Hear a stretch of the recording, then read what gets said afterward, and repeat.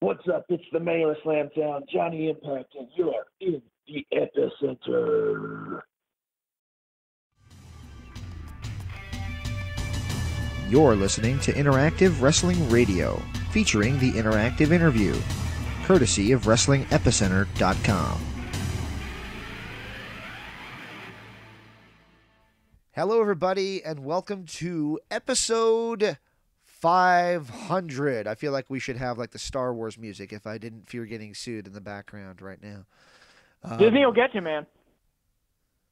What's that again? Disney will get you, man. Oh, they will. No, Mickey Mouse will. You just mentioned Mickey Mouse off there. Ha!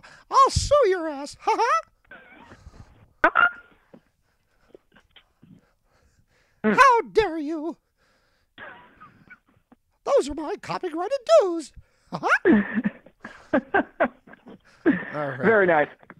All right. So, welcome to episode 500 of Interactive Wrestling Radio. So, we wanted to talk a little bit about the history here. If you're listening for the first time, holy crap. But welcome aboard, guys. We're glad to have anybody who is just discovering what we do. My name is James Walsh, and on the line with me right now is my buddy, I gotta think you probably are the longest lasting, at least in tenure, guy here, other than me, as part of this show. Yes, I believe I am. I remember the first thing I did with you guys. It was the Stump the Host segment. It was you were hosting with Eric at that point, and I was brought on as a guest to do that little game show thing that you were doing at that time. And from there, like, Eric really liked me and was like, "Hey, can we bring Patrick on and keep doing shows?" And the rest is history, as they say. Yeah, in fact, you asked me earlier, just before we started recording, if I still have tapes. I found the Just Incredible interview, which I think was either your first or your second interview with us. Okay. I think it was the second. I think first was, correct me if I'm wrong, wasn't it, for you, wasn't it Simply Luscious? That is correct, yes. I remember we were up late that night. We did that interview at like midnight or something. Midnight my time, anyway. Very cool. It's incredible. If I ever wrote a book, the stuff that I could say in that book that would basically get me blackballed from wrestling would be phenomenal. Like, I'll say this on air, maybe not anybody, but I was offered to be somebody's plaything, female wrestler's plaything. It is like, all right, cool. If I ever name names, I'd get my ass kicked. So, anyway. I will ask you off air who that was. All right. And to answer anybody's question, no, I did not do it. And yes, I did want to, but no, I never did it. So I'm a good boy. I think Lance Storm said that he's slightly straighter than the Pope. Well, I'm slightly straighter than Lance Storm. So do what you want to do with that. Well, you have interviewed so many different personalities in wrestling, ranging from like the big stars like the Hulk Hogans and the Ric Flairs and those type of guys. I believe you've also interviewed Stone Cold Steve Austin, correct? Talked to him. I didn't interview him. It was like a teleconference, but yes, I count it. Okay, no, that counts. I would say that counts. So you've talked to those guys. You've also talked to a bunch of other unique and oddball personalities in the history of wrestling. Our Tylene Buck interview is one that really stands out to me as being a really special one, shall we say. So out of all 500 shows with interviews on them, which one was your favorite? I would say it's a tie between the Hulk Hogan one because it's Hulk Hogan. I mean, you know me. You know me. The Hulk Hogan is the reason I fell in love with wrestling. I remember vividly the first time I saw him. I was just a kid, and it was 1985, maybe early 86. I literally was little more than a toddler, and I turned on the TV. It was one of those big wooden box TVs with the dial on it, and they don't make those anymore, kids. They don't make those anymore. Yeah, they actually had one at a thrift shop, and about a year or two ago, and I actually considered buying it just for the sake of novelty. But then I thought, if I buy it, I got to actually find a place to put it in my home, and where the hell would that be, and what would I do with it? So I thought against it. It was like $30, but it's still, I thought, yeah, I'll leave it at that. Anyway, long story short, it was Hogan and Junkyard Dog celebrating in the middle of the ring. And I thought the colorful characters and the gimmicks that was coming off that, just I was hooked immediately, and I didn't even get what it fully was yet. So yeah, the Hulk Hogan had to be one of my crowning achievements, and it wasn't like the greatest interview ever. It was solid. It was good. It was kind of like the interviews we do now because we had a strict time strain that we were given. One that we didn't have a strict time restraint put on it was the Macho Man Randy Savage. That was the first interview where I was like, oh my God, I'm speaking to the guy that I've watched on TV my whole life. And it's even more special that he's gone. So that one is like, and the fact that he went, boy, you really know the business. It kind of was like, holy shit, that's validation and a half. So yeah, those are my two favorites, if I had to say. Both of them are, long in the tooth. One was from 2005, one was from 2003, and I did another one with him in 2004 with the Macho Man. But those are, those are the old ones. But those are the ones that, like, when I go like, oh my God, I interviewed those guys, was the Mega Powers, so Hogan and Macho, no doubt about it. Yeah, and actually, funny thing about the Macho interview, that was the first one that you did that I listened to. It had gotten some attention online, and you were one of the first shows around at that point that was, because there were a bunch of, wrestling, I guess they weren't calling them podcasts back then, but wrestling interview shows. And so many guys did not ask really good questions, and they were really, the quality of the interviews was very poor. I won't name names, but that's just how it was. And I think you getting that compliment from Macho Man was probably a reaction to, oh my God, this guy actually knows what he's talking about. There is a YouTube video that has a lot of liners from a show that existed in 2001. And I'm not going to name names either because I'm not a jerk. But I went back and listened to it. I was like, oh, they have Macho Man on. They had Mean Gene on. A lot of the same guys we had on 2 years later. And I thought, oh, man, that makes me seem like our show was a little less special. And then I found the full interviews with them, and it's like, oh, okay. So now I see why we were special, because we had really, really good interviews with them, and the ones that these guys did. And again, not a knock. I'm not the greatest in the world, but the fact is ours were a lot better, a little bit of cut above the rest. And I owe a little bit of that to Daniel Edler for helping, number one, get the guests, and also kind of, if I put a question in there that you thought was stupid, and there's a question in an interview that we're going to air on this show. By the way, Johnny Mundo, Johnny Impact from Impact Wrestling is our special guest of the week, as well as from OVE, Jake Christ, because it's, you get this, Patrick, because it's Christmas, so we're having Jake Christ from OVE on Christmas. It's a Christmas special. It counts. There you go. We were just Look, debating if Batman Returns can count as a Christmas movie, then I think this can count as a Christmas show. You got it. And by the way, the other guest on this show, and I didn't even tell you this yet, is last night I talked to a half-in-the-bag Daniel Edler. He sent me a message on Facebook. How is Daniel doing these days? Daniel's doing great. I'm very proud of him. And many people who listen to the show might not be aware of this, but we never hated each other. And in fact, we talked about that. We just kind of, he said it himself, we did so much together for like 2 years that we started to get on each other's nerves. And he said it was time for him to move away because he wanted to move on to other things, and he knew that I wanted to continue doing what I was doing. So the fact that I continued doing it, he credits me for, and the fact that he went on and did what he did, which was IPW UK. I mean, he did really well for himself, and now he's got his own training school because he sold the library to IPW UK. So he did well for himself. Yeah, I saw him take a chair shot once. Yeah, we talked about that. He explained that in the interview. You'll appreciate this. There's a little bit of like a tape delay on when it airs because it was done through Facebook Live, so it's like one of our internet connections must have been a little crummy, so there's a tiny bit of delay, but we kind of worked through it, so it turns out pretty funny. And there's some funny stuff, but it turns out to be me and him kind of interviewing each other, which if you've ever listened to our 50th episode, is what we did. We kind of interviewed each other and goofed off, so it was pretty funny. It was kind of a throwback kind of thing. So. Oh, that's very cool. Yeah, I remember back in the day, it was 3SW Forums, correct? 3SW Forums, which no longer exists. We were on there, and yeah, that's what he was talking about.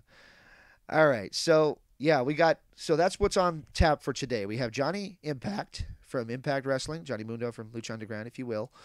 We have from OVE, also from Impact Wrestling, is Jake Christ, because it's a Christmas show, as well Mhm. as Daniel Edler to wrap things up as kind of like the tying everything up in terms of this 500th episode.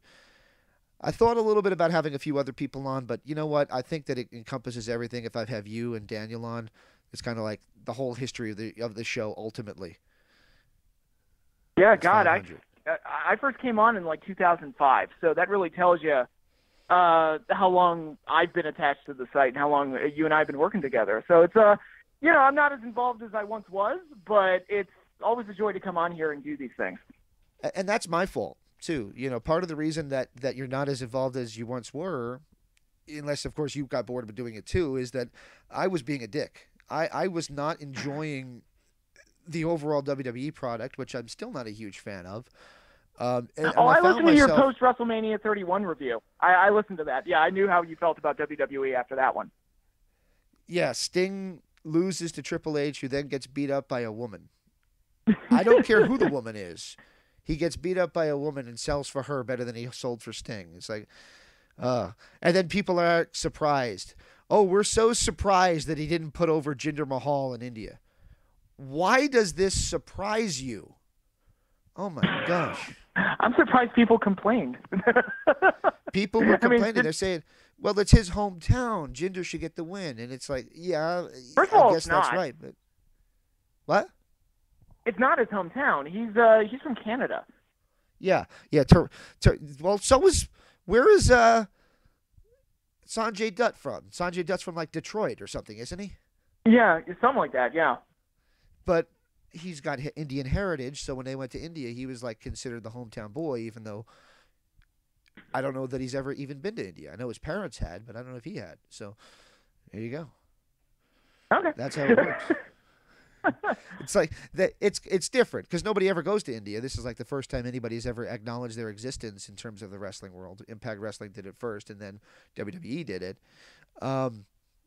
It's like if you and I wrestled in Ireland. It's like I've never been to Ireland, but because my last name is Walsh and your last name is Kelly, we'd be baby faces there. You got to think. Yep, absolutely. All right. So anyway, a couple things about 2017. What did you think of 2017 as a year in wrestling? I think it actually was a pretty darn interesting year. It was. I was talking to you about it yesterday when we were on the phone, and really, I consider myself a very happy wrestling fan right now. And that is in large part, again, I don't want to sound too negative, but I gave up on watching WWE every week. I remember the point that broke me. I saw Battleground 2017, and I was like, nope, I'm going to walk away from this for a bit because this show's terrible. And what happened on that show in particular that kind of made you go, oh, that's it? It was the double main event. It was just so. It was Cena versus Rusev in a flag match, and it was Jinder versus Orton in the Punjabi prison. And both matches were just so boring and dull and just drained me. And I'm like, why am I watching this? This is terrible. It's like, you know what? I'm not going to watch it. And from there, I was able to get focused on other wrestling programs that are out there. I have a subscription to New Japan World. I love what New Japan has been doing. I love their product. Lucha Underground had season 3, which was great. Ultima Lucha Trace was amazing, and thank God they're getting a season 4. I've been watching more and more of Ring of Honor, and I love what guys, you're having Johnny Impact, John Morrison on the show. I love what guys like Johnny Mundo and Cody Rhodes and the Young Bucks and Zack Sabre Jr. and what all these other guys are doing. They are really living up to the entrepreneurial spirit of the independent wrestler and really making names for themselves and building brands and identities for themselves and proving that not only can they become big stars, Kenny Omega, he's another one I would throw up there as well, who's having a huge match with Jericho at the Tokyo Dome, which I'm really excited for. Wrestle Kingdom. Yeah, absolutely. It's going to be great. You have all these guys that are becoming these wrestling stars outside of the WWE, and this isn't like a poke the bear, like stick it to WWE, but it's just really good to see guys being creative, being motivated, and making names for themselves. I think that's great, and showing that they do have value in the world of wrestling. And I just think it's a great thing to see. The only thing that scares me, and I'm going to throw Sami Callihan from Impact Wrestling in the same mix. He's another guy willingly left the WWE, probably the first guy to willingly leave the WWE and actually make more money outside of it than in it. Now, granted, he wasn't as big of a star in WWE as Cody Rhodes was, but he's, again, one of the guys who did this and bucked the trend. My concern is, like, you get people doing it now who see their blueprint, who want to follow what they did and think they're going to be as successful. And unfortunately, that's not going to work for everybody. For every Cody Rhodes, there's a ex-WWE employee who currently is working for $150. There's a Just Incredible. Let's say that. You know, so it's well, not Justin's always got gonna other be... problems besides, you know, Justin's has a lot of personal problems beyond just whatever happened with WWE. Did you see the video? Did you see the video? I did not. Oh, uncomfortable. Oh, dear. Yeah, he did an indie show about 2 weeks ago. It was I think it might have been maybe even the day after Thanksgiving. And he was his first show back, and he thought he can drink before the match. And oh, no. Yeah, the actual promoter came out and told him to get out of his ring. It was uncomfortable. I will say this: 2017 has been a good year. Everybody knows we love Lucha Underground. Everybody knows we love Impact Wrestling. Impact got a resurgence in the early portion of the year. We saw Jeff Jarrett come in and then subsequently leave, but you saw new owners take over, a fresh coat of paint put on the product. We now have Don Callis and Scott D'Amore taking over. Don Callis has a fantastic mind for wrestling. He has an MBA in business.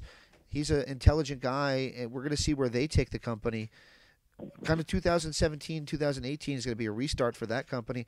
If you're not a WWE guy, and I haven't been since 1993, there's still a lot of good stuff you can see in wrestling right now.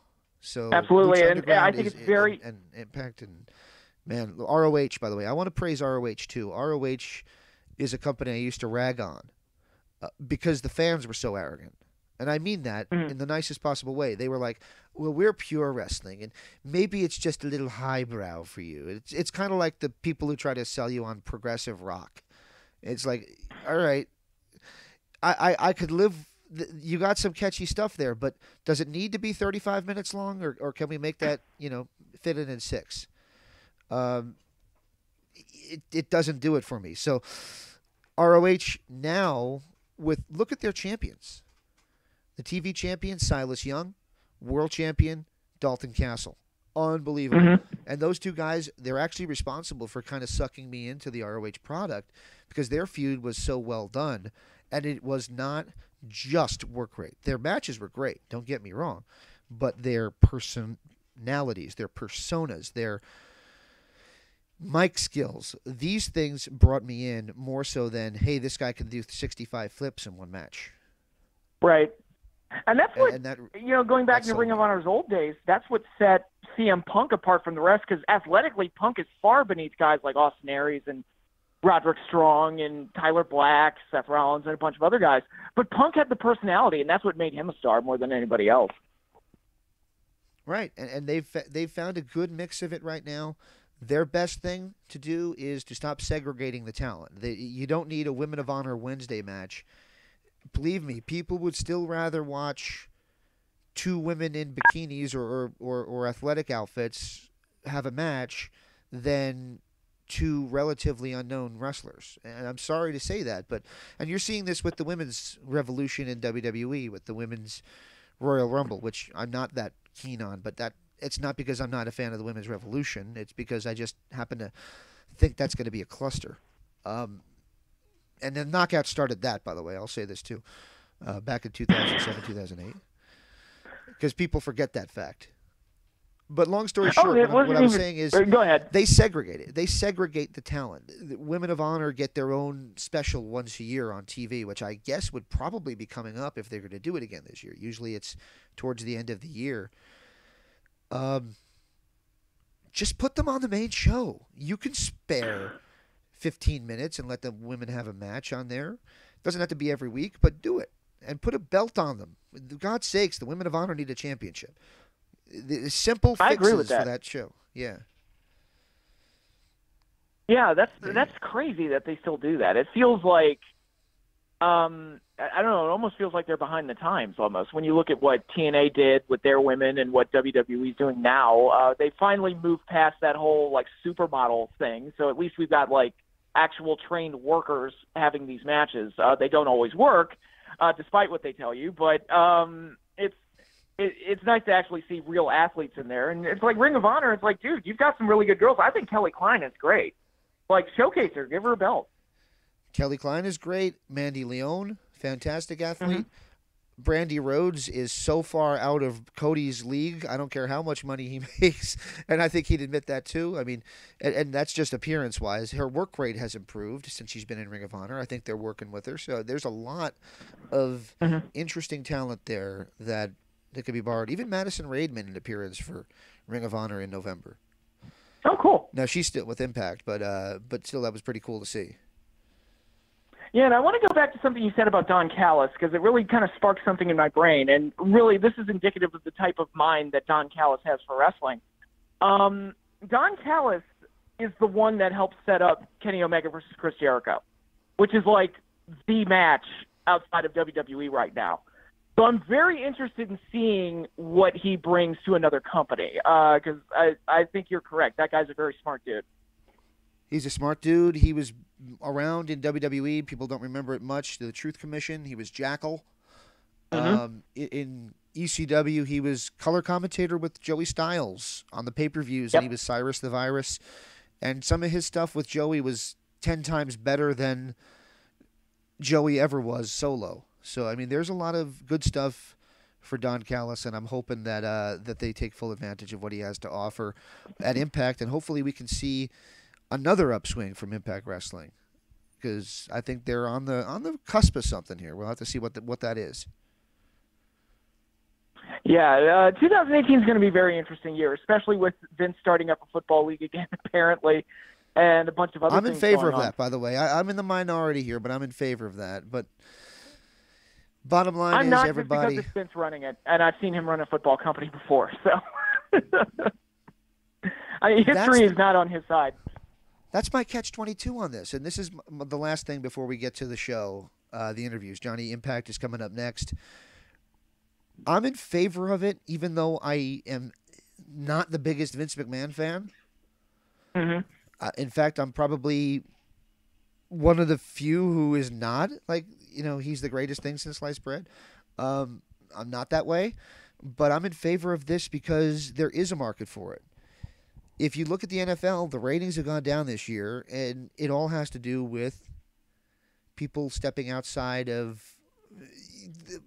How can I put this? I don't want to make it political because I do that too much. I'll say this. Football used to be what everybody could agree on. We would all watch football, whether we were left, whether we were right. We all loved it. It was America's game. It's the only country in the world that really recognizes to this degree that game. It was our game. And you even made the point to me before, well, it's like the story of westward expansion, seizing territory and all that. If you really strip it down, George Carlin did a whole bit about it. It's the most American game ever. Little by little, you conquer land. That's right. He also did the football versus baseball. Yep.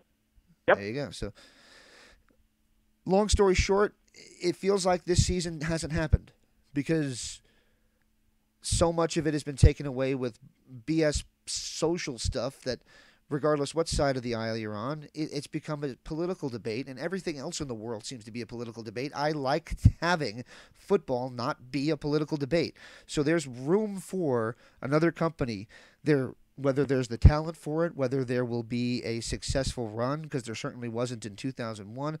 That remains to be seen. But I want a football league that will do the right thing. And if the first thing he does is hire Colin Kaepernick, then I'll be like, all right, this is going to bomb. But if he's going to do... Apparently Kaepernick's going to own the Carolina Panthers, so... I somehow doubt that, but we'll see. He's thrown his name into the hat for owning the Panthers, so we'll see how that goes. But it's all to get your name out there. long story short, and I think you probably could guess, my political view on the whole kneeling thing. But the bottom line is the tagline for the league has already been released, and it's "For the love of football." And if it actually was that, just an escape, just a game we could watch, even if it's not NFL quality, and it's just a sport that we love, and we could see something like we saw on Sunday night with the Cowboys and the Raiders, where it was just a great game, and I didn't really care who won, but it just was fantastic to watch, and the finish was better than anything I've seen in wrestling in a long time. That was just epic. If we can get that, then I'm all for it. That's all I'm going to say. Even though it's Vince, I'm kind of like, hey, if he's the only one who's willing to put the money forth to do it, then let's see it happen. Okay. Well, again, 2018 is going to be very interesting. Yes, it is. Yes, it is. And so is this show. So, first of all, Merry Christmas, Patrick. Merry Christmas to you too, James. All right. Merry Christmas to everybody. We got Jake Christ from OVE coming up after Johnny Impact, and we're finishing up with the grand finale this week of the guy who was on the first 105 episodes of our show, Mr. Daniel Edler, and we're going to kind of talk a little turkey at the end of this thing. So if you tuned in for Daniel Edler, you'll have to listen to some interviews with some fantastic talent, and I think there's a lot of fun there. Oh, I made a comment that I threw a bad question in there. I asked Johnny Impact, and you'll hear it in a second. I asked Johnny Impact, so you didn't win the title at Bound for Glory, but is the goal still to be Impact champion? And there's a pause there. And he says, nah, I figured I was looking forward to falling down into the mid-card and maybe eventually being a curtain jerker.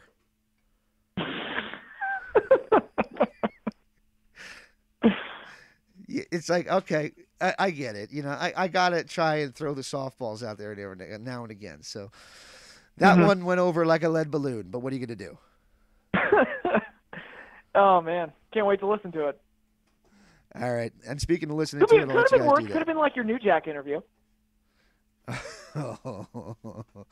Oh, man. That's a funny one.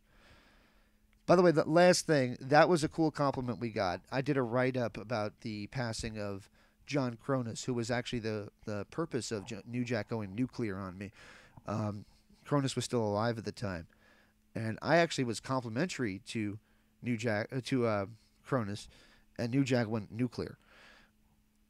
John Cronus' sister sent me a message after he had passed away, because I was the only site that sat there and wrote up a nice write-up about John Cronus' passing. And she appreciated that. So little things nice. Like that. Not Hulk Hogan, not Randy Savage, but little compliments like that. The fact that we did something that meant something to somebody really is cool. So with that in mind, let's get to something that hopefully means something to you guys. One of the biggest stars in wrestling right now, guy who's made it big outside of WWE, Johnny Impact. Invite everybody to check out Boone the Bounty Hunter. If you haven't checked it out, you can get it at Walmart and Dollar General. It's a DVD that's just fantastic. Funny movie. If you like action movies with a sense of humor, absolutely incredible. And I'm embarrassed to say that I did not realize that the opening video did not have AC/DC in it. If that's not Bon Scott AC/DC, then I need to check the B-sides of some of my classic AC/DC albums, because I could have sworn that was one of them.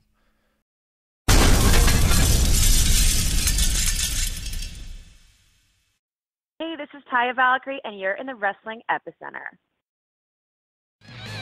Throw some metal, show a little skin, looking for some trouble if she can get in. Come with me, I know where to go, I know what you like, I know where you want it. Give it the gate, to tell up the master. She wants more, give it the master. Hola, this is the Wednesday Night Delight, Johnny Mundo, and you're listening to Interactive Wrestling Radio.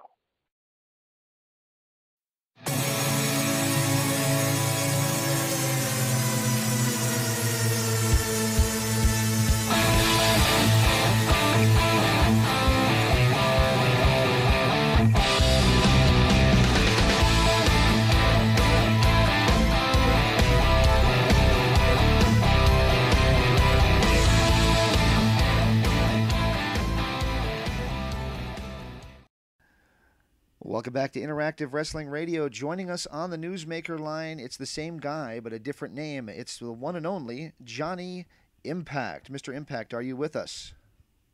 I'm here, bro. Thanks for having me. It's so great to have you. We last had you on talking about the launch of Season 3 of Lucha Underground. Here we are just a little over a year later talking about Impact Wrestling, which you made your debut with over the summer at the ballpark shows. We'll talk about that in a moment, but you've had some incredible experiences already. A great run so far with Impact. Thoughts on Impact Wrestling? Surprised. I mean, I don't know, what I expected.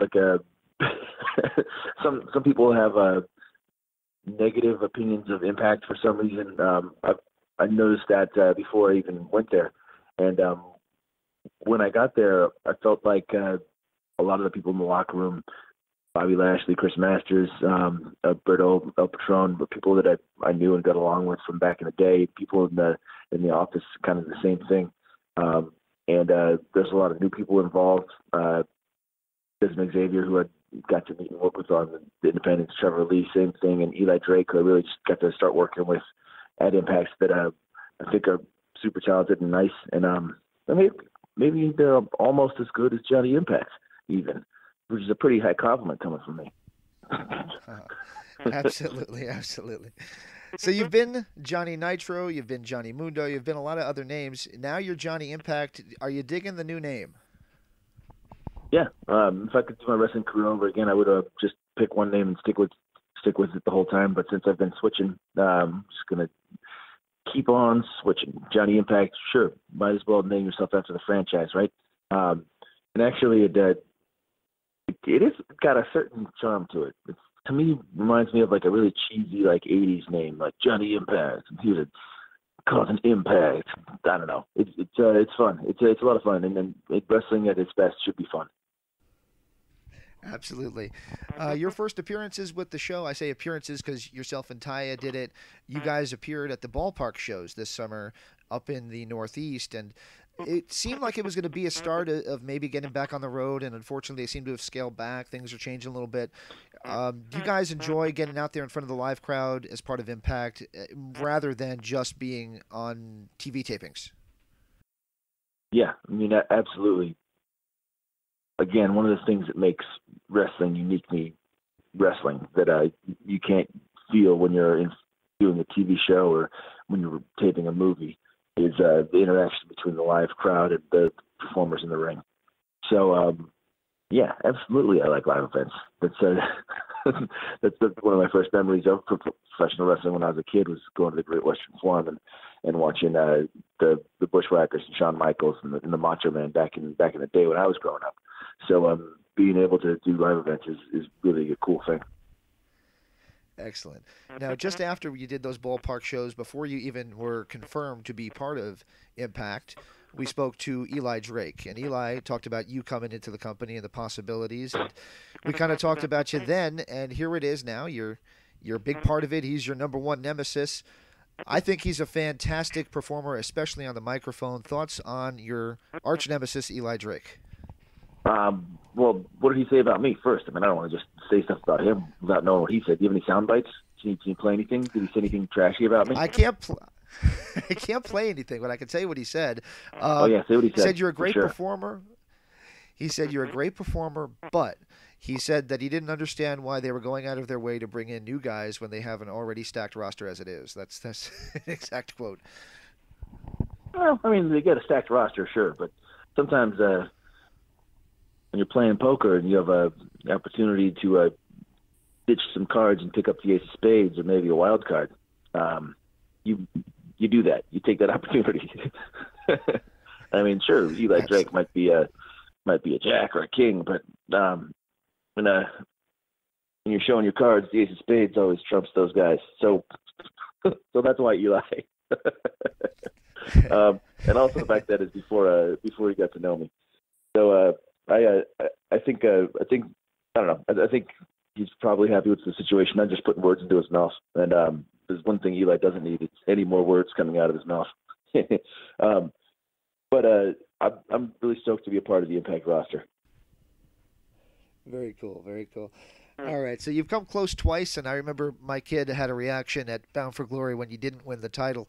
It was like Mad Dog from Frasier. He was, "This stinks. That's total BS." He was really upset that you didn't get to win the title. Is that still in your future? Do you look forward to the chance of being Impact Wrestling champion?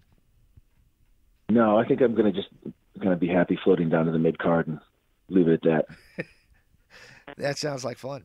That sounds like fun. Maybe you can open. You can be the opener. Anyone, dark matches. anyone on the entire roster. That's that's the whole point of signing up to be a professional wrestler. That's what you dream of when you're a kid, is becoming the champion of the promotion. So that's why I came to Impact, to win the championship. So of course I'm going to rest at nothing until I get that thing. All right, excellent. So at the same time that you were appearing for the first time on Impact as a babyface, you were the leader of the Worldwide Underground on Lucha Underground, and you were the bad guy. You were the Hollywood Hogan of the faction, the Ric Flair of the Four Horsemen. You were kind of like the big bad heel, and on Impact you're the babyface. Which do you prefer to be? I don't really have a preference. I like switching. I like the opportunity I've got to go back and forth between different shows, and instead of qualifying it like people used to do in the 70s and 80s, the babyface and a heel.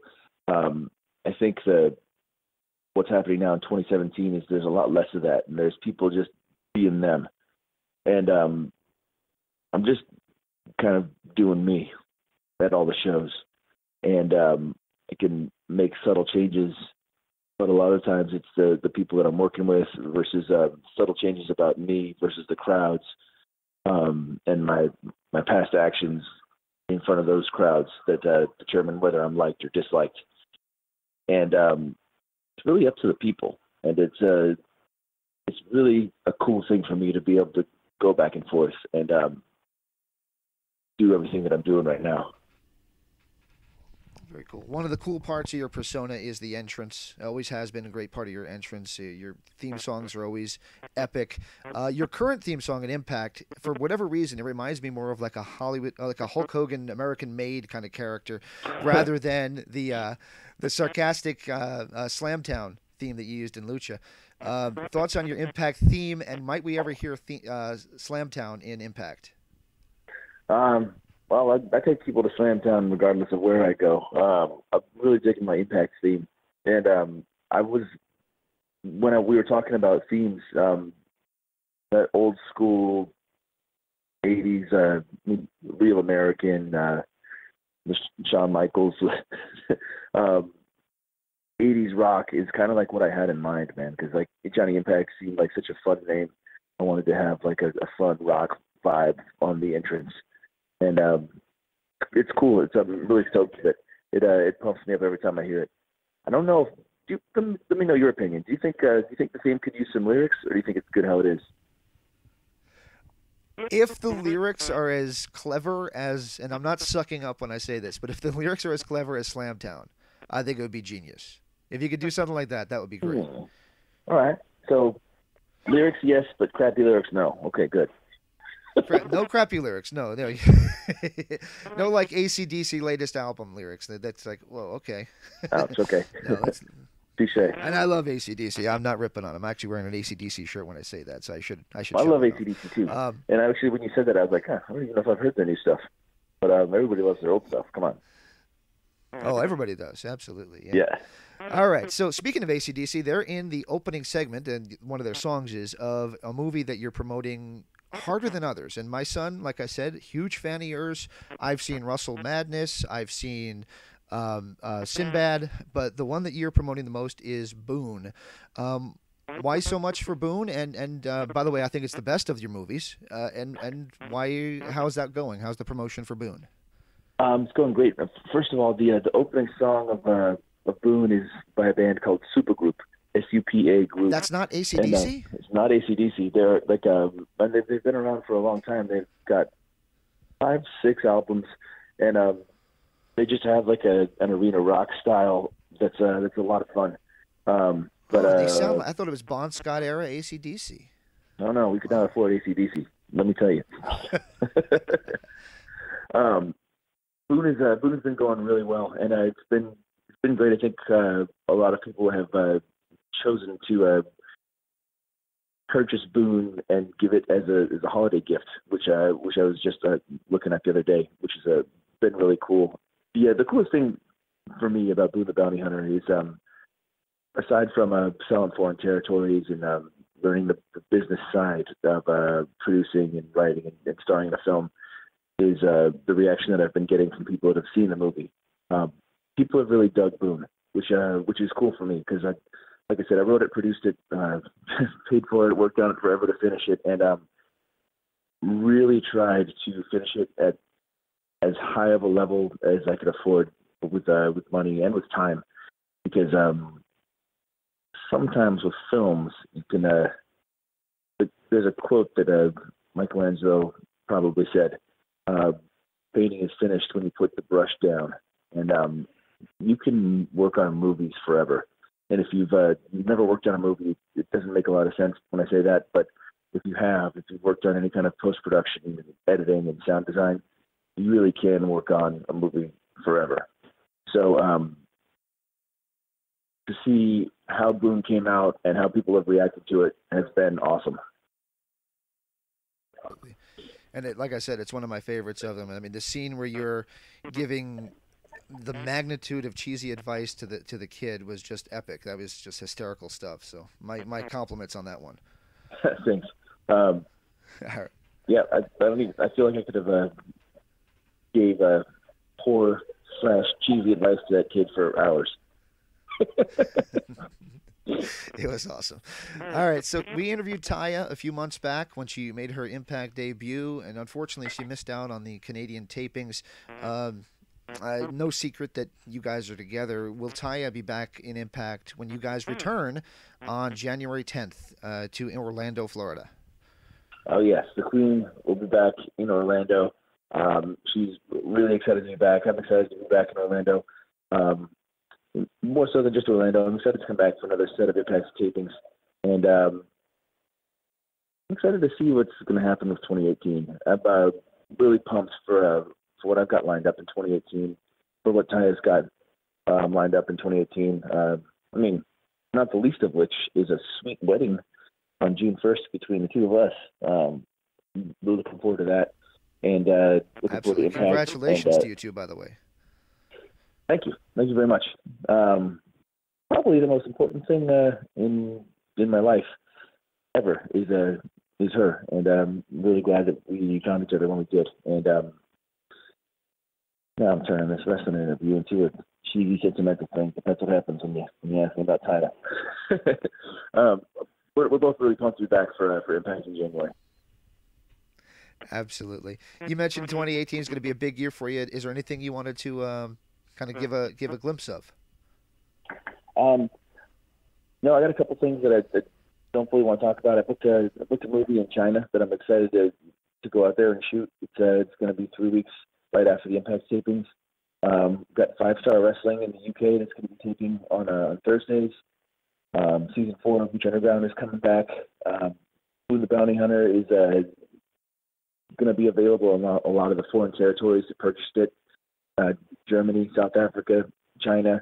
And I've got a couple of other things cooking. A really cool series that I did for Valiant Comics that comes out in March. It's called Ninjak vs. the Valiant Universe. I play the Eternal Warrior. And I did that with Bat and the Sun, who, if you are familiar with Superpower Beatdown, you'll recognize their work from that. And a few other things that I can't talk about yet that I'm also stoked about. Oh yeah, and we're going to Zack Ryder's New Year's party on January 1st. So we're pumped about that too. All right, excellent. We'll have a great time. I've got to admit, I'm a little embarrassed that I did not know that was not AC/DC at the beginning of Boone. I'm actually kicking myself for assuming that was Bon Scott. My apologies, and I feel like I've surrendered some rock cred on that one. So. I got a feeling the guys in Supergroup would take it as a compliment, but check out Supergroup and spread the word. They're an amazing band and really cool people, talented musicians, and the good ones, if you know what I mean. All right. Excellent, excellent. So Impact returns back to the United States, Orlando, January 10th. We've already covered that, but I wanted to get a plug-in for that for those in the Orlando area. Go check it out. And before I let you go, can I ask for one last favor from you? Yeah, absolutely. So the last liner I asked for from you, we were talking Lucha Underground. I have Johnny Mundo. Do you mind if I get one, just an updated one, saying this is Johnny Impact, and you're in the Epicenter? Yeah. All right. You want me to count you down Wayne's World style? Sure. All right. We'll go in 5, 4, 3, 2. What's up? It's the mayor of Slamtown, Johnny Impact, and you are in the Epicenter. All right, man. I really appreciate that. Hey, one last thing about Boone. Okay. Rampage Jackson has one hell of a Macho Man impression. Oh man, yeah, unbelievable. And that was like what you saw in the movie was just a snippet. Yeah. Rampage is he's a diehard wrestling fan, man. He grew up on it. If you watch his old fights in Japan and saw him powerbombing dudes in legitimate MMA fights, you would know what a pro wrestling fan he is. But in addition to that, he's also like a badass, scary dude and a nice guy. So can't say enough good things about Rampage. All right. We'll see you at Impact here in January. Thank you for taking the time, like I said, during this busy time of year, and I hope you have a great rest of your day.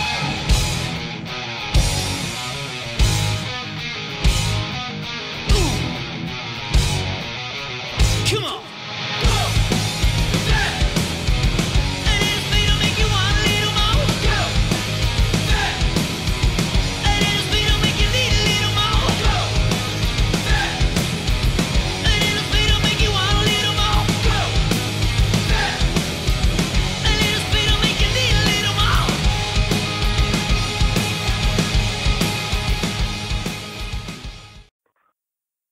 This is Sammy Callahan, the worldwide desperado, the Callahan Death Machine, and you're listening to Interactive Wrestling Radio.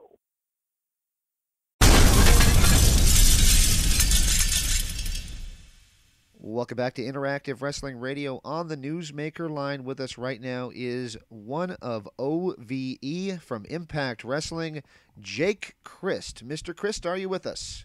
I am with you. How's it going? Oh, it's great to have you on the show, man. And I'm doing well, and I hope you're doing well, too.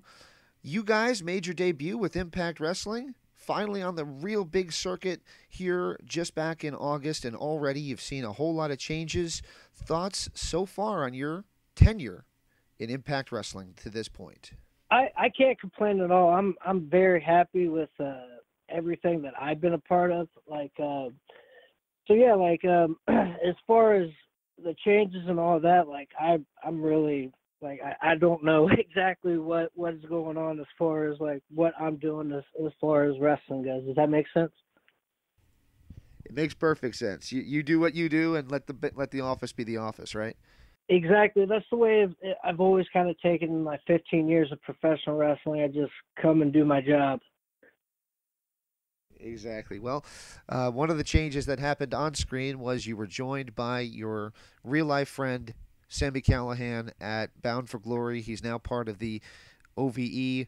I use the Bobby Heenan line from Bash of the Beach. He's the third man in this picture, and you guys are now a unit, and you've been feuding with LAX, but it seems like you guys, with Sammy, have a more polished approach. You seem more comfortable with each other when it's a three-man group than versus the two-man group. Do you find that that's the case? I do find that that's the case. My brother and I, and Sammy's our best friend, real life best friend. If men do have best friends, I guess that would be Sammy and I. But he brings a whole different approach as far as my brother and I's game. So I feel very comfortable, not only the side of my brother, but the side of Sammy Callahan as well. I agree. I think you bring out the best in each other, and it's been a cool thing to watch kind of unfold on Impact over the past couple months. And you guys are Ohio versus everything. Now, to the first person who hears that, they might think, well, what does that mean? So what does that mean? What does Ohio versus everything mean to you? Well, what it means to me is like as far as I can remember as being a little child, it's always been my brother and I versus everybody. So it's kind of the approach that we've taken in our personal lives and our professional lives. It's us versus everything. It doesn't and if you fall under the everything, sorry, but it is Ohio versus everything. You know, I've known a few people from Ohio over my years, and I think that might be something that's ingrained in the state too, though, because like if you're critical of, let's say, the Browns, and they're certainly easy to be critical of, you'll get yelled at. The people really are defensive and protective of Ohio things. I mean, is that just a trait in the state? Absolutely. I think it's in our water. You know, there's a sense of pride when you're from Ohio. There's a reason why it's shaped as a heart. You know, we are the heart of America. Yep, the heartland. That's right, and that's where you guys, yourself and your brother especially, spent a lot of your time as part of the Heartland Wrestling Association. There's been some talk online about, and again, this might come down to a let the office be the office thing, but there's been some talk online about WWE attempting to acquire the catalog of Heartland Wrestling Association. Any thoughts on that, and do you think that's going to happen? I think that's been a rumor for as long as I can remember being a part of HWA. Like we actually started out there.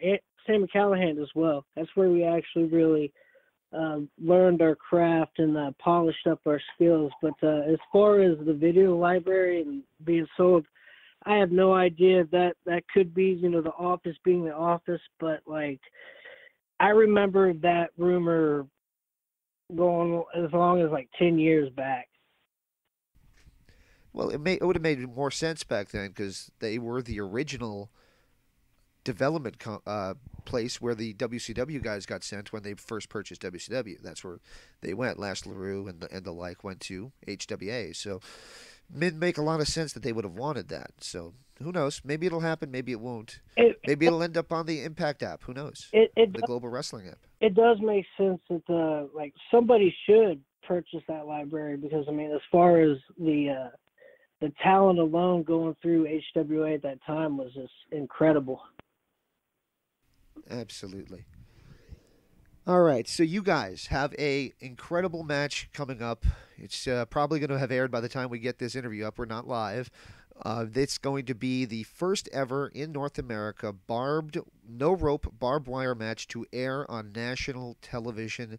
I know Sammy Callahan, who joined us before the teleconference, told us that he was ecstatic to be the one involved in that match. Yourself, as a guy who's wrestled CZW, UWA Hardcore, and a lot of other promotions that are more hardcore based, does this legitimize? Does this mainstream hardcore wrestling? I think hardcore wrestling is already at that mainstream level as far as like, you know, the pioneers of like Tommy Dreamer and so on and so forth, like Terry Funk, all those guys, Cactus Jack, you know, like as far as we're concerned, we're just happy to be a part of the first no-rope barbed wire to ever air on national television. Very cool. I'm looking forward to seeing it. Yourself and Dave have been around a while, a real long while, and I mentioned this with Sammy Callahan, and he mentioned you guys were always on the cusp of something great, and then something would go wrong. He said you guys would get hurt or something would go wrong, and it just seemed to always cut you down. Do you feel that that's kind of been your exposure to this point that's happened, that maybe, unfortunately, the stars haven't aligned for you, but finally now with Impact, you're getting the chance to show the world what you can do? Yeah, like I'm very grateful that we're able to show our skills on Impact Wrestling. But as far as us being on the cusp and it getting taken away, that actually has been the story of Dave and Jake Christ. As far as like getting notoriety and all that, like it's always kind of just been taken away, whether it's injuries or whatever it may be.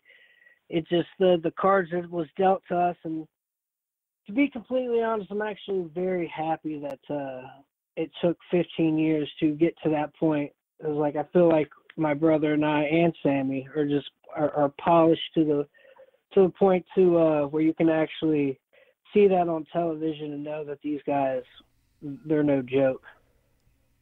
I agree with that. And if you go back and listen to that interview that I've referenced a few times, what I actually said is, where did you guys come from? Because you are such a polished tag team. You don't look like a lot of the newcomers that you see in Impact who have only been going a few years. You guys really have it set.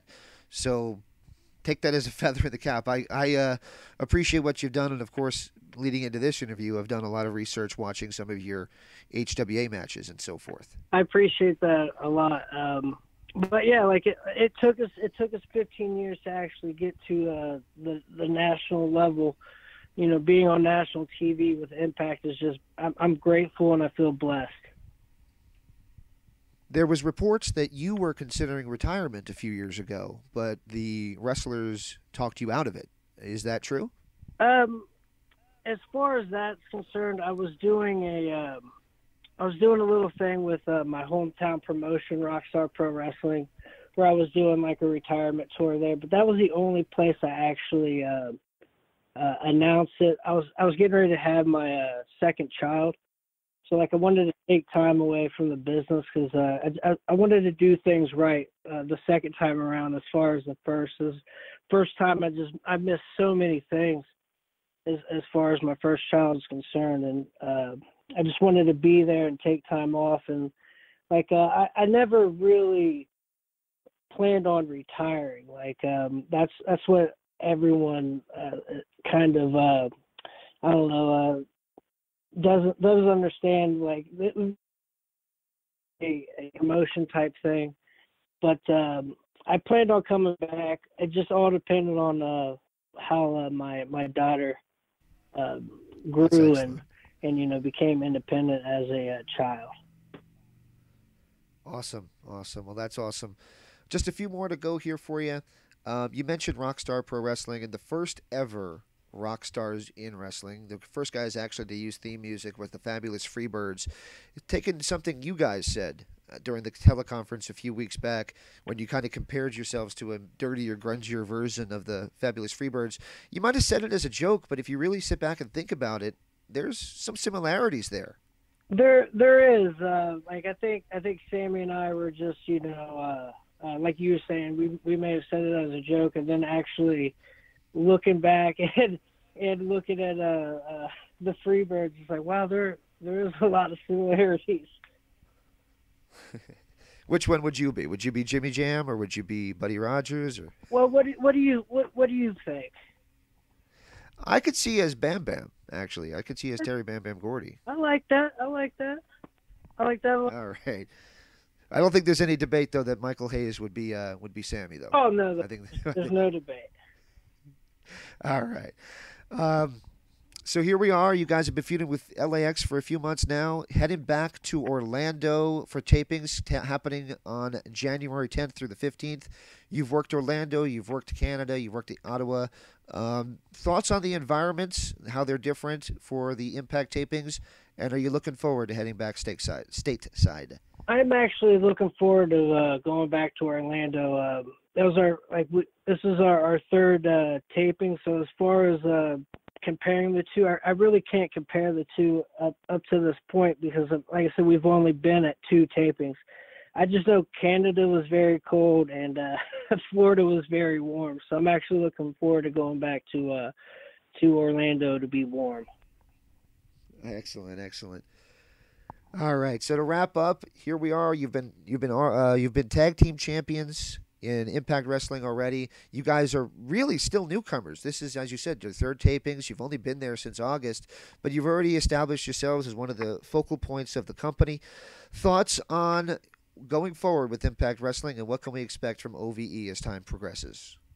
As time goes on, you'll know exactly why we are Ohio versus everything and why it's us versus everything. Like we bring a different flavor, a different a different meal, I guess you would say, as far as the taste of Impact Wrestling fans. As far as the three of us go, like we are the best trios, hands down. I'll put that up against anybody. Like, we are hands down the best, and we are Ohio versus everything. And as far as what's to come is, like, we're just scratching the surface. I agree with that. And the final question for real this time. You mentioned trios. I have to bring it up. You worked Shikara. You've worked a lot of different companies, even ROH, which you guys worked in dark matches back in 2006. They have a six-man tag title. Do you think that could be something that, as Impact settles in with its own new owners and all that, maybe they examine adding a six-man tag title belt? That would be awesome, but I think Impact's pretty good as it is now. Like, I wouldn't change much if I had the ball. I wouldn't change much. I wouldn't add a trios. Like, I think as far as the three of us is concerned, like, you could look at us as the Freebirds, and like anybody could go at any time. That's good. Yeah, like the NWO Wolfpack. You never knew who was going to attack. You never know. There you go. All right, man. Well, thank you so much for spending this time with us. Before I let you go, can I ask for a station ID? Just saying, this is Jake Christ from OVE, and you're listening to Interactive Wrestling Radio. That's a mouthful, I know. You're listening to, what was it? Interactive Wrestling Radio. Wrestling Radio. You're listening to Interactive Wrestling Radio, and I am Jake Christ from Ohio versus everything. Such a wild child by the cold of night, howling at the moonlight, hear the cry. She's such a wild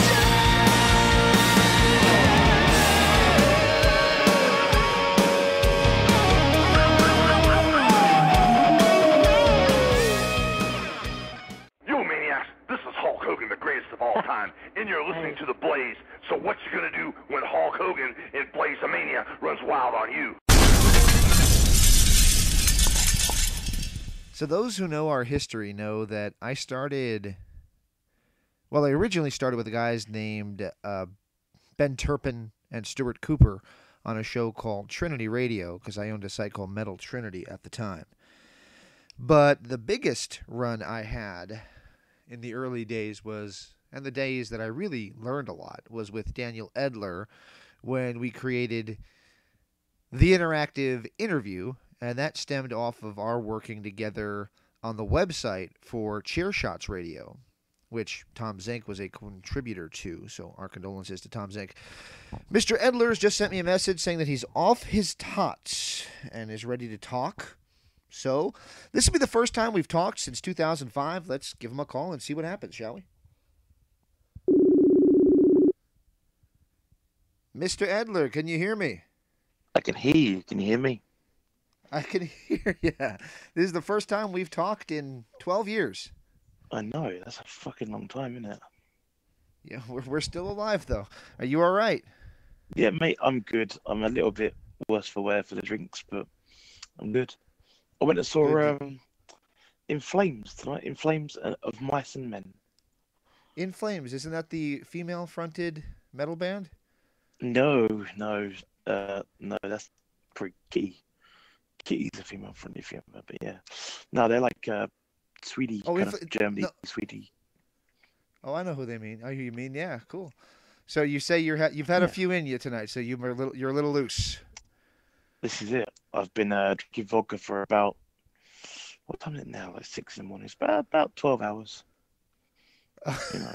Shit. My wife introduced me to vodka fairly recently, and I've been trying to get used to it, but it puts me to sleep. So I don't know how you're still standing after 12 hours. Mate, you're kidding me. If you only just started drinking vodka recently. Fucking hell.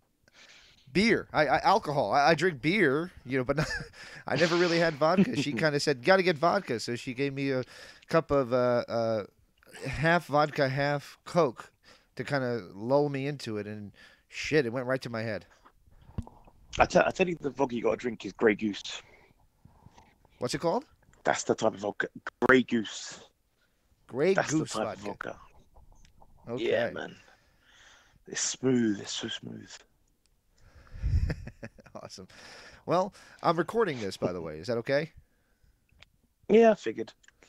All right, good. That's fine. All right, so I just wanted to kind of, it's 500 episodes. I kept going after you and I split. I kept going, and we kept this thing going, and I ended up on AM radio. Then I ended up off AM radio. Then I ended up not even really doing it for a while. Then I kind of got the itch to do it again. So, long story short, it's 500 episodes today, and like I told everybody, you've been with us. You were with us for the first 105. So, and you kind of taught me a whole hell of a lot. So, first of all, thank you for that, and. All right. So you went on, as soon as we kind of were splitting, you were just starting up your IPW UK company. Yep, that's true. Man, 105 episodes. That's crazy. I remember, like, there was part-time where, like, I was living on my own. Part-time I was with my parents. And I'd have to, like, put a sign on my door and be like, don't come near because I'm recording. And then we'd be calling someone. And then I'd get, like, a, Daniel, dinner's ready. I'm like, oh, my God. I'm so young, and like people are calling me and telling me dinner's ready. But like, oh, that was so long ago. And like, do you know the funny thing? So obviously, we interviewed Johnny Storm once when he was like in America staying at an agent's house. And now I'm like completely legit. Like, I go like to concerts with Johnny like twice a month, and I'm good friends with him. I just met his fiance the other day. And like, yeah, so we're like. I tell him still all the time, wrestling. I'm like, mate, I knew you before I did anything. Yeah, man. He's like 20 years in now. He's 20 years. Wow. He's got his own thing he's doing now. Like he's one of my head trainers at our training school. So yeah, fucking still going. Excellent. So let's talk a little bit about that. So you ran IPW UK, and man, you guys got pretty big for a while there. We talked to a few guys about you. Rockstar Spud, who's about to debut with WWE, gave you a thumbs up, and I said, he used to host this show, and he kind of was like, get out of here. So he had no idea. So yeah, you've been around a while, and you guys had some success there. What happened though? I noticed that you were doing like your own version of a network with the on-demand service, and then you kind of said that was it. You just kind of pulled the plug. What happened there? Yep. So basically, speaking of Spud, obviously he was on my first ever show, and then we brought him back this year in July for my second to last show. Basically, what happened was start of July, a guy that ran another promotion came in, said, "Do you want to sell?" And I was just getting a bit fed up. So basically, what I did was I did about 5 years. Then at the end of the 5 years, I took like a year and a half break, did nothing, and I've come back and done another 5 years or more. And now it just got to the point where I was like, it's just the same thing. It's a lot of grind. I've run over 400 shows in live, arenas and stuff, doing whether it's holiday camps or in halls and this and the other. So it's a lot of shows, and it just gets a bit tiresome. So basically, in July this year, a guy comes to me and said, "Do you want to sell?" Gave me a really good offer. I said, "Yeah, I want to sell." So I sold up. My last 2 shows I did were 2 slip shows in July and September that I booked and I paid for and stuff. And then it got to like November of this year, and the guy that bought the company kind of said, like, I'm not so big on the trainee shows and stuff, and I kept the training school. So he said, I'm not so big on the trainee shows. And we talked a little bit, and I kind of said, well, I need the trainee shows because it's my training school, because these guys and girls that are coming through need someone to wrestle shows. So I've ended up kind of restarting again, doing a thing called Spotlight, which is like 100% my own thing. And it's all based on like the trainees that come and train with us, wrestling the pros and stuff. So after like 4 months of doing nothing, I'm back and I'm a promoter again, and so entering my 14th year, which is crazy. Wow. Yeah, doing that, and like the people that I've encountered over those 14 years is crazy. Like, obviously right at the start when we were interviewing him, I spoke to Jake and tried to get him on a show, and then since then, obviously, like you could think of all the people that we've interviewed over time. Obviously Johnny being one of them, and like they've all wrestled for me since, which is crazy. It's incredible. It's incredible, yeah, absolutely. And I wanted to ask you, because when we were doing the show, the UK wrestling scene was not what the UK wrestling scene is now. I mean, you guys have grown exponentially. The idea that you guys would do the impersonator shows that Jake talked about in our interviews is long since gone. That's not happening anymore. You guys get the real stars now. What caused the boom over there? Do you know, like, I think there was a few guys that were a little bit before their time. So back in like maybe 2006, 2007, we had a few guys that were trying to make the production a bit better and trying to just like kind of better the scene, but the scene wasn't ready for it. And then a few companies came along doing similar stuff to what me and the FWA were doing, but maybe they did it a little more often or a little better produced, or they kind of they targeted different markets and they got the right people in. So suddenly you look at the ICWs and the Progresses and stuff, and they came in, Rev Pro even, the guy that I used to work with, and they've come in and they've kind of hit big venues doing bigger shows, and now more people have seen it, and now these shows are selling out quicker. So once the shows are selling out, obviously the people that can't get to the shows are now missing out, but they're subscribing to the on demand. So that's why, you know, me with IPW, we switched to the on demand, and we did good. I mean, you look at my you know, start point was I want to get to 10 people to pay for it. We did that in a week, obviously. We did that in days. Then I was like, I want to get to 100 people. We did that in a month. I was like, I want to get to 500 people. And I never quite got to 500 people that were purchasing the network, but we got close.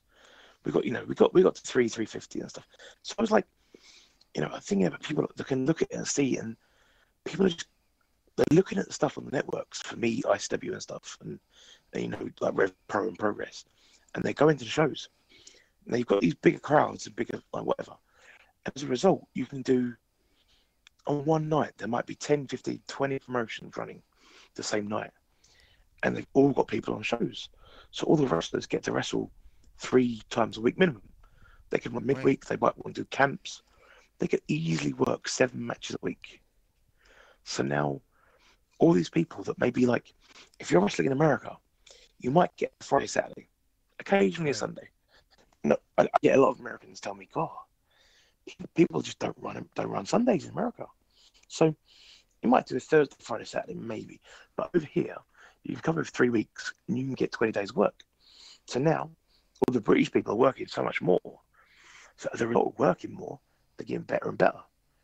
And there you got your Pete Dunnes, your Tyler Bates, your Trent Sevens, your Mark Andrews, even your Pax, people like that, right? Like Neville. They've all been signed. Right. And they're all there. So it's like, you know, they're like, you know, and so they're wrestling for WWE, but also at the same time, they're allowed to come across back to the UK and work shows here. So Pete Dunne wrestled for me in September. You know, he did a nice singles match, took the photos at the interval, because that's what we do in the UK, and whatever. And I'm trying to get him back for the new year, obviously, but, like, you know, these guys can wrestle in front of thousands for NXT, and they're still allowed to come back and wrestle here. Very cool. What do you think of? It's a brave new world. Obviously, you know, when we were finishing up, you know, we were debating which is bigger, TNA and ROH, and ironically, that's still the debate in the U.S. But you got things like NXT, which is just a brave new world, WWE developmental on TV and all that. And you guys, you know, a lot of the guys you mentioned are getting a chance to really expose themselves on there. Maybe I should rephrase that to to be exposed on there. What is your take on the wrestling scene now, the way it is? It's great, isn't it? It's just like, you know, you look at obviously how people will come from the independent market, and then even if they come like Adam Cole, like he came from the independent market. Obviously, he's had the exposure in Ring of Honor television, but that's not, as far as I'm aware. I mean, like, obviously we don't get that in the UK, and as far as I'm aware, it's not the most wide kind of network television over there. So you got Adam Cole. It's owned by like the guys who own the tennis channel. Stuff. But yeah, the guys who own the tennis channel are the ones who put that on. So he's done local stuff.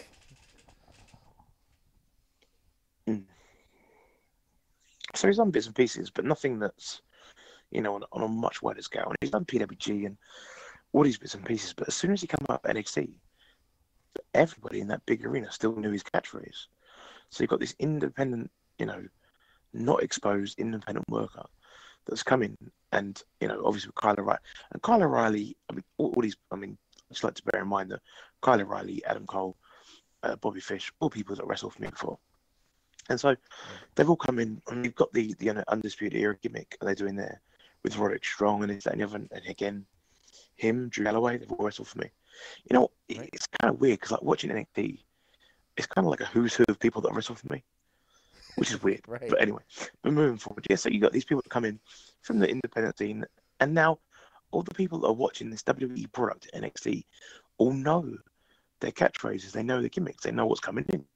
So these people are coming in and they're doing the big things. Like Shayna Baszler is about to debut, and I wish I'd booked her. I never got a chance, but I wish I had.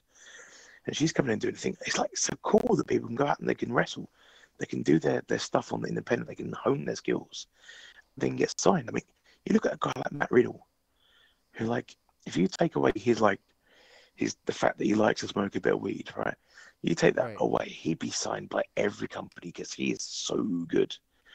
I remember saying to him once, I was like, Matt, it's you and Big Grizzly. You got 15 minutes. He said, Dan, I do 12-minute matches. I'm like, cool, go and do a 12-minute match and make it great.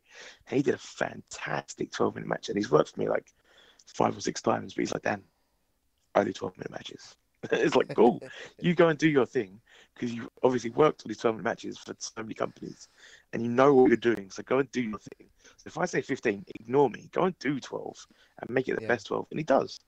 And he has to get signed, because in this day and age, you look at like how popular, obviously, UFC MMA is and stuff. And like you look at him, Shayna Baszler, Tom Lawler. These are people that have done, the people that have won fights in the UFC, and now it's time, like get them involved, like make them fast. I mean, get Ronda Rousey involved. That'd be hilarious. Like the Women's Rumble, like get them involved. These are people that have won real fights. People know they're fighters. Get them involved, and like as soon as give it like a Chad Gable. As soon as Chad Gable was able to beat Matt Riddle, right, on TV, and people know Matt Riddle's backstory, and know he's a UFC fighter, and know he left UFC with a 4-0 record, right? If Chad Gable can out-wrestle him and pin him, then that's a real, you've got like a real back credibility to it. That Chad Gable can do the best suplexes. So cool, now he can beat the UFC fighter. Now he's legit. Bring him in, do that stuff. But yeah, the independent scene's crazy right now. It's just like, there's so many, but like you said, Spud's being signed. If you'd have told me 10 years ago Spud was being signed, he had a tryout for WWE with the when they were doing, okay, I don't want to phrase this wrong, but effectively they were doing the midget division, weren't they? So he had a tryout with them then, and they brought him in and they told him a lot of good things and stuff. And obviously that wasn't for him, because he didn't want to be like pigeonholed into being a midget. So like he went off and did the TNA thing, and he obviously brought himself right out of his shell, and he did amazing there. And now he's been signed with WWE, and he's a person that wrestled me at my first ever show. He literally, I went to Birmingham one time, him and his mum put me up at his house and just looked after me, and he's a genuinely nice guy, and he deserves everything he's getting.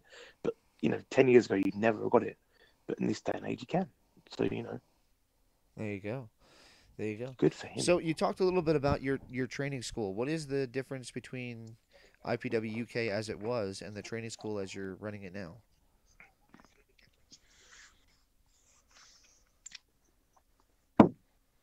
So we're still at the same venue, which is the White Oak Leisure Centre in Swanley in Kent.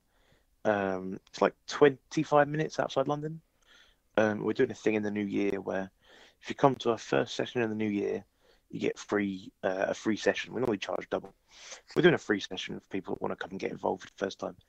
But so what I do, obviously, I sold the main company.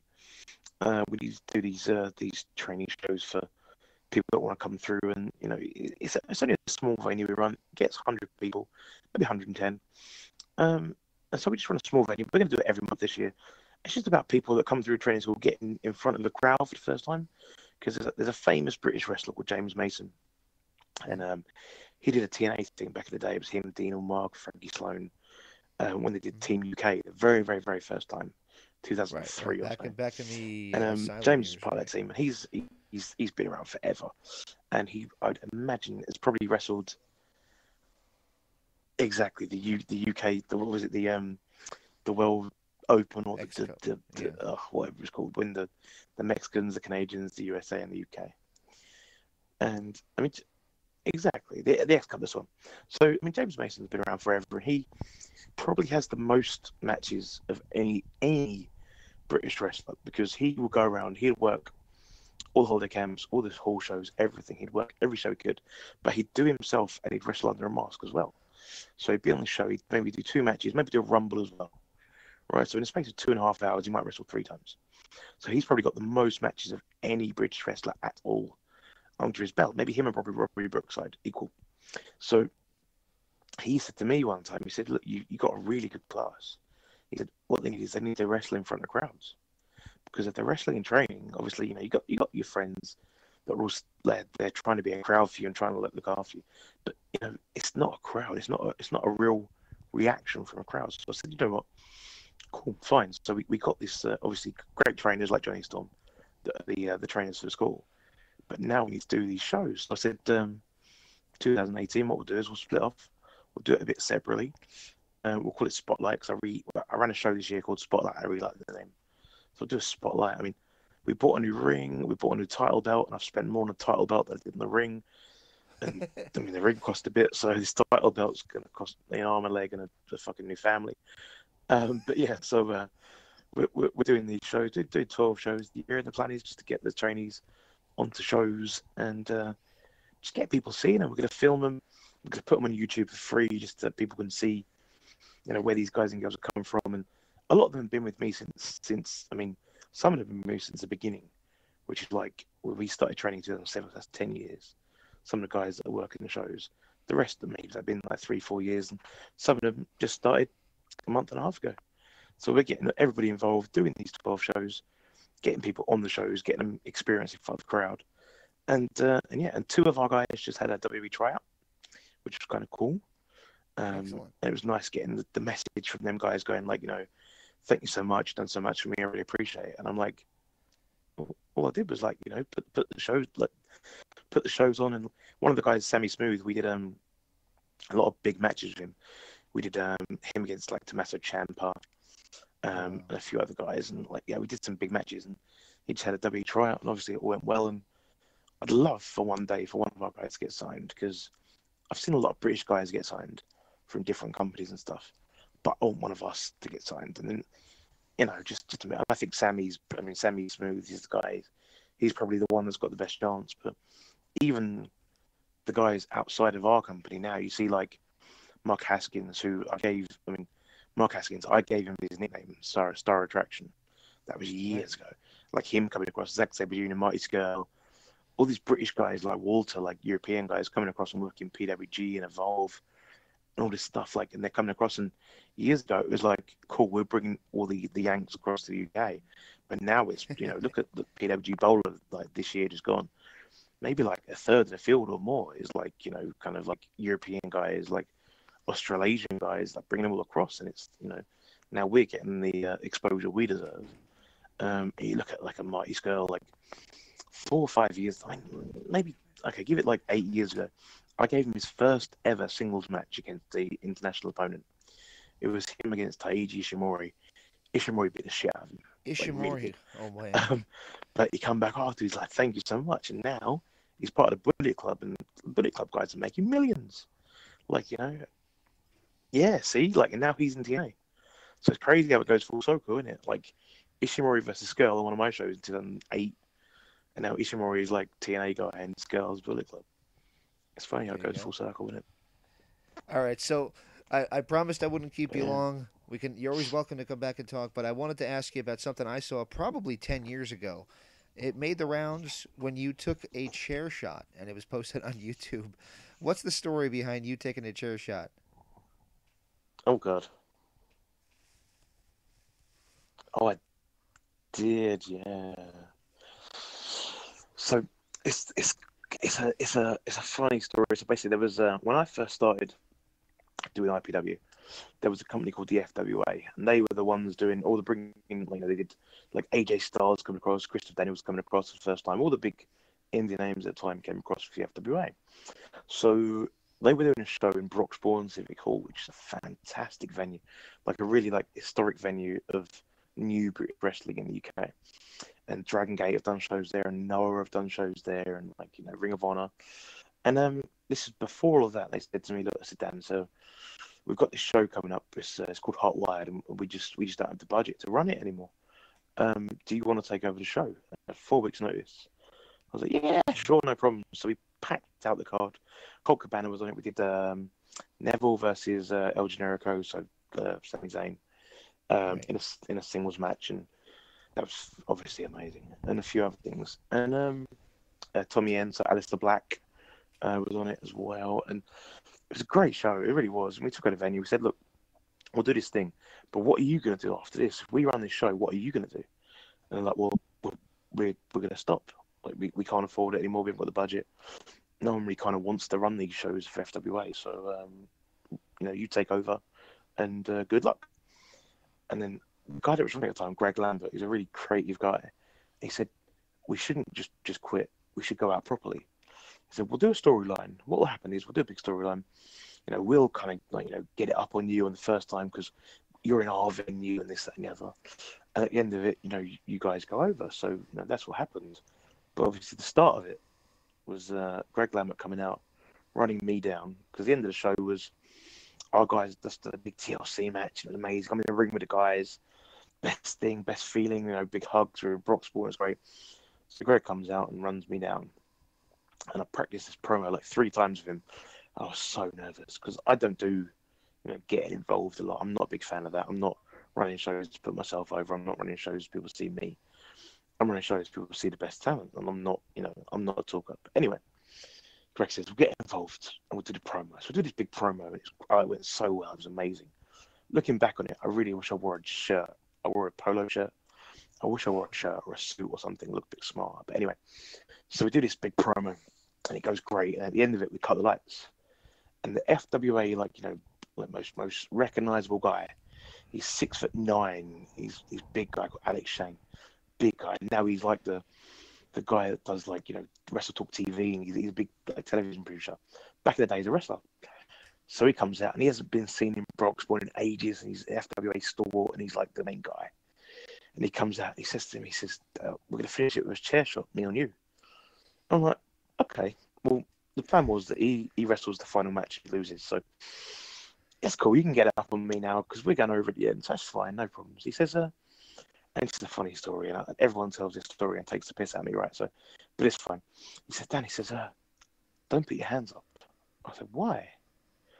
He said, "Well, the chair, it could hit your hand. It could break your hand." I'm thinking, you're right. I don't want to break my hand. Why would I put my hand up? So I take this chair shot full on in the head afterwards. So I said to him a week later, he said, "Then why didn't you put your hand up?" I said, "Well, Alex said don't put your hand up. It could really break your hand." He said, "Did you not think about breaking your skull?" And I was like, "No, I really didn't at the time, to be fair. I just thought, I don't want to break my hand." It's like, you told me not to. So he levered me with his chair shot, knocked me out cold, big lump on my head, just literally hit me. And then somebody just rolled me out the ring. I just landed on the floor. I was like, cool, well, I'm done now, so that's fine. Yeah, and he absolutely killed me with a chair shot. But since then, I've been pinned by Vince Russo as well in a match. That's pinned by Vince Russo. The Vince Russo as well. But yeah, wrestling. Oh, man. So what about you? I know we're recording everything, but I probably haven't spoken to you on the phone in 10 years. So Jesus, tell me about you. I know we're recording, but tell me about you. Oh man, a lot's changed for me. Like you when I was doing the show. You still with the same girl you was 10 years ago? Oh, no. Well, 10 years ago, yeah. 10 years ago, yeah. I moved out from my parents and I got married and I have 2 kids now, and yeah, I mean, we work a full-time job, still do the website, still do the radio show. A whole lot's changed. Completely different person than I was when we were doing the show every week, and I was making long-distance phone calls, 2, 3 times a week.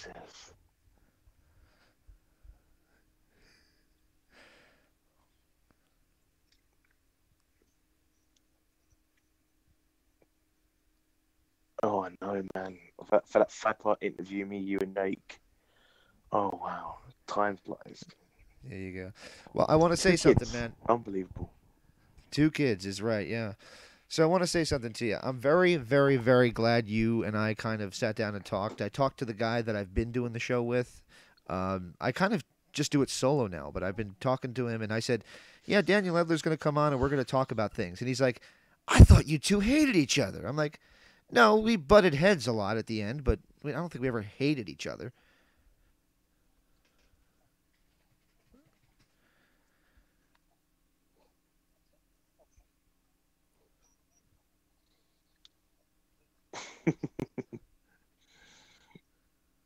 Nah, we never hated each other. Like it was one of those things. It's like we did so many shows in such a short space of time. That, like, we were talking to each other more often than we were talking to our girlfriends and our parents and our families and stuff. So, like, it was always going to be one of those things. It just came the right time for us to move on, and you had other people that could do a better job than me, and like guests could probably understand other people better than they can understand my thick British accent. So yeah, man, it was the right place, right? It was so much fun though. Seriously, the contacts that I made while I was doing that shit with you, man. Seriously, like, just even Jake the Sneak and going and watching his training school because of the interview we did, and it's like it was a really fun, like, part of my time. My family even remember it. Like I said, putting signs up on my door, "Don't come in. I'm recording with the guy in America." It's like, you're recording with the guy in America, really? But yeah. And so it was it was a really good time. And like I said, I really appreciate you. Like, 500 episodes, mate. That is ridiculously good. Seriously, if you look at, like, these new fangled podcasters today that do, like, these funny, like, podcasts with an occasional guest here and there. You look at the people you must have interviewed over time. I wish that I could have been with someone like Kane or like Sting or like some of these guys you've interviewed. I wish I could have been on, but like, yeah, if you ever need a British guy to come and talk about the British scene and tell you how good Pete Dunne is, you just call me. It's not a problem at all. All right, man. Well, like I said, I'm proud of you. I'm glad we got to sit down and talk about all this stuff, man. I appreciate the compliment.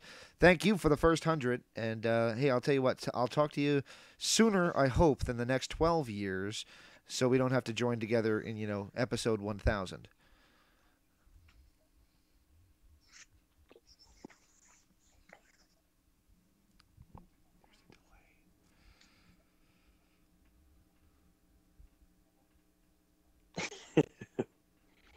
Exactly. We will get in touch much sooner than 12 years, and I'm going to finish this one up by going and having some more vodka. So, 5 a.m. here in the UK. I think it's time for a double vodka and Red Bull. And you guys have a great time, and wish you best of luck with all the rest of the interviews you get involved in. Tag me on Facebook and stuff, and keep me updated on all the stuff you're doing. I will do. Thank you, man. Thank you again. Have a good night, buddy.